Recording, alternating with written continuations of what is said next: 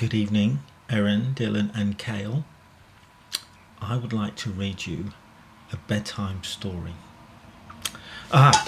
You might be wondering why I've got this saucepan on my head. Well, I'm a little worried something might happen. So this saucepan is protecting me. It's going to become clear what I mean when I start reading the story. This is the story. Hello. The story of the little mole who knew it was none of his business. I think you should put on your saucepans right now, just in case that something happens on your head too. I'll take my saucepan off for a moment, and now I'm going to read you this story. The story of the little mole who knew it was none of his business. Should we begin? Let me hear you say yeah. Let me hear you say yeah. Perfect. You got your saucepans on your heads? Okay, let's go.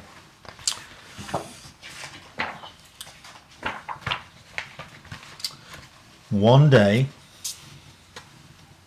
little mole poked his head out from underneath to see whether the sun had already risen. Then it happened. What's that thing about to land on his head? Is it an aeroplane? Is it an apple? Is it a banana? No, it is a little like sausage. And the worst thing was that it landed on his head. I think it's poo. How mean, cried the little mole. Who has done this on my head? But he was so short-sighted, look at his glasses. He couldn't tell who had done it. Said the mole, what am I going to do? Who has pooped on my head? I'm going to investigate. Did you do this on my head? He asked the dove who was flying past. Did you do this poo on my head? Did you? Me? Oh, how could I? I do it like this, she answered. Look, she does a great big splish splosh wet white poo. And it lands right by the mole's foot, and look, it splashes his foot. He's got bird dove poo on his leg. Then he goes and sees the horse. Did you do this on my head? He asked the horse who was grazing in the pasture. Did you do this poo on my head? Me? No. How could I? Neighed the horse. I do it like this. Look at those giant balls of flumpy, plumpy, fatty, biggy, horsey, apple-shaped poo drops. Mole was very impressed, but that was not the type of poo that had landed on his head. What? Just in case. Have you got your helmets on? Right. Then he went and see Rabbit. He was eating a juicy, juicy carrot. Did you do this on my head? He asked the rabbit. It's called a hare, look, but I'm going to call it a rabbit. Did you do this poo on my head? Me? No, how could I? I do it like this, answered the hare. Plop, plop, plop, plop, plop. Peanut-shaped poo drops fell out of Hare Rabbit's bottom, and rat-a-tat-tat they landed on the ground. They just missed Mole. Look, he's almost getting one on his nose. Yeah. But that wasn't the type of poo on Mole's head. No. So then he asked the goat, did you do this on my head? Did you do this great big poo on my head? Who'd been dreaming a little. He was daydreaming, the goat. Me? No, how could I? I do it like this. and plippity plop, a pile of toffee coloured little balls tumbled on the grass.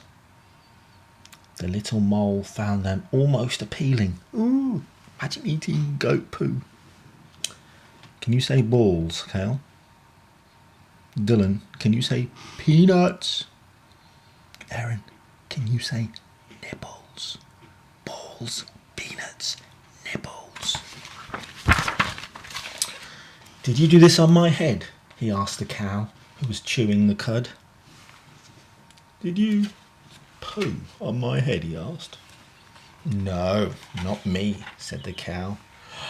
I do my poos like this. You see that big squedgely carrot-shaped round pooey thing in the grass? Plop, pugum, big brownish green poo. That wasn't what landed on Mole's head though, was it? Did you do this on my head? He asked the pig. Did you do this poo on my head? No, how could I? I do it like this, asked the pig, and a great big farty sound came out of Pig's bottom, and a horribly shaped smelly plop of little soft brown poo fell right behind Mole, and Mole, oh God, that's so smelly. Ooh. Did you do this on my... He was going to ask again, but as he came closer, two big fat black flies... Oh, and they landed on the poo and they were eating it. At last, someone can help me, thought the mole. Would you see, just by smelling and tasting, he said to the flies, who did this poo on my head? Keep nice and still, said the flies. There was a short pause and then it was clear to everybody there that it was a dog who had done the poo on Mole's head. Finally, the little mole knew who had done the business, the poo-poo, on his head. It was Basil, the butcher's dog. Look at Basil, that big ear and that big wet nose, and he's in that little kennel. And he poo-pooed on Mole's head. That's not good. Quick as a flash, he climbed onto Basil's kennel, and pling, a tiny black sausage-shaped thing landed right on top of the dog's head. Who did that, do you think? Who did that on Basil's head? Satisfied at last, the mole who had pooed on Basil's head disappeared happily into his hole underground. End of story. Now, did you like my story? Have you got your helmets on? Alright, I love you very much, Erin, Dylan and Kale. Sleep tight. Don't let the bugs bite. And I'll see you soon. God bless. Vote Labour.